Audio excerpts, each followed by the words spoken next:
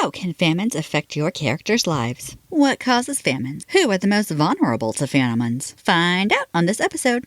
Welcome to Writing Rule with Allie. I'm Allie, and this is episode number 35, Famines. This month I have teamed up with Elizabeth Jacobson, the author of Not By Sight, a biblical retelling of the story of Joseph, in honor of her double nominations for the Carol Awards. This month's episodes are all inspired by her book. I will leave links to all of her stuff in the show notes. Now, let's get into this. Famine is defined as extreme food scarcity. However, for it to be declared as a famine, there are some criteria that need to be met. 20% of homes must suffer from extreme lack of food, and malnutrition must be at 30%. That means people are underweight because they do not have the amount of food that they need just for daily sustainability. Sadly, by the time the famine is declared, 2 out of every 10,000 adults are dying of starvation every day, or 4 out of every 10,000 children are dying of starvation daily. Weirdly, at least weirdly to me, the United Nations defines hunger as not having enough food to consume to maintain a healthy weight and daily activity for at least 1 year. I didn't realize it needed to last a whole year to be considered hunger.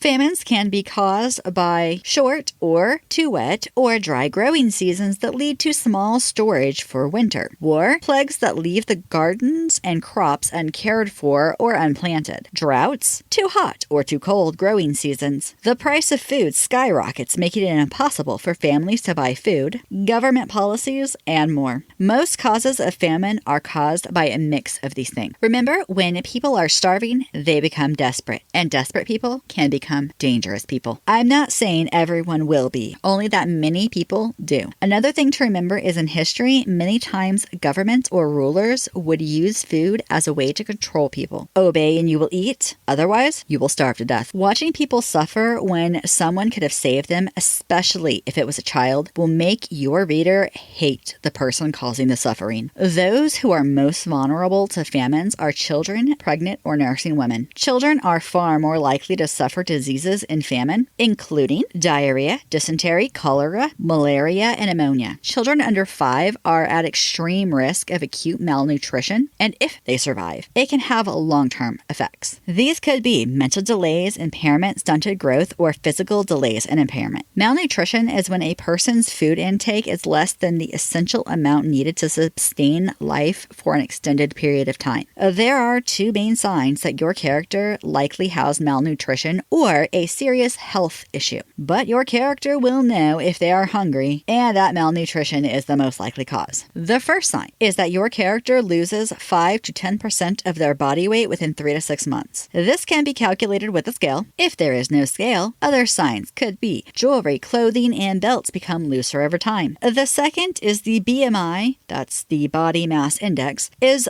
under 18.5%. The BMI is a tool used to calculate the total body fat of a person based on height and weight. Everyone will have some body fat, as body fat is what protects the organ, but too little fat is dangerous and potentially caused by malnutrition. Some signs and symptoms of malnutrition are lack of interest in food or drink, reduced appetite, feeling tired all the time, irritability, inability to concentrate, always feeling cold, getting sick often, taking longer to heal from wounds or illness, poor circulation, loss of body fat, muscles, or body tissue, depression, low mood, sadness. Symptoms in children include not growing at the expected normal healthy rate, changes in behavior such as slowness, moodiness, irritability, or sadness, tires often, low energy, anxiety. Famines make people face hard choices. They can sometimes marry children off when they are younger for food or money. Sometimes they take children out of school to help work, especially in farming types of positions. Many mothers skip meals to feed their children and might not eat but every other day. Some families even decide that the primary breadwinner gets to eat first. The reason is that if they stop working, no one will be eating because they can't afford the food. If you're writing historical or post-apocalyptic, the breadwinner could be the person maintaining a small garden, a hunter, or someone who is trading with others for food. There are things that help in a famine. Clean water and proper sanitation help to prevent diseases that people suffering from malnutrition are more susceptible to. In modern times, charities like Samaritan's Purse and Feed the Children help to assist in situations where food is needed by trucking food in to distribute. I say trucking, but it could be by boat or helicopter. It doesn't matter how, as long as it gets to the people who need it. Sometimes seeds for crops are needed so people can grow their own food. My grandparents used to save the seeds for at least 2 years worth of food in case one year was a bad crop year. However, if this happens for a long period of time or people fled their homes because of war, they might not have seeds to plant. Fun fact: there are many agencies that help those suffering from famine all over the world.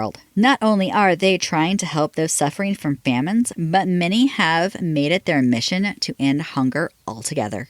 Now for everyone's favorite part. What could possibly go wrong? Well, let me tell you. Likely to go wrong? Sadly, your character starves to death. Also likely to go wrong? Your character or a character's child has stunted growth from malnutrition and it affects them for the rest of their life. Also likely to go wrong? When your character finds out there will be a food shortage, they start hoarding the food. On the flip side, other characters could start hoarding the food and your character can't find enough food. Either way, this will only make food shortages worse. We all remember the toilet paper shortages and gas hoarders from 2020. Possible to go wrong? Your character could find themselves in a situation where the government or ruling authority demands their food or other goods. Also possible to go wrong? Your character could find themselves in a situation where there is food, but the price is so high they cannot afford to buy it. Unlikely to go wrong. Your character finds themselves in a desperate situation and sells their teenage child off to be married so that they can feed the younger children. Or maybe your character is the teenager that was sold off. Also unlikely to go wrong. Your character or their children are starving and soon are desperate to eat. They bend their own morals and turn to prostitution to keep from starving.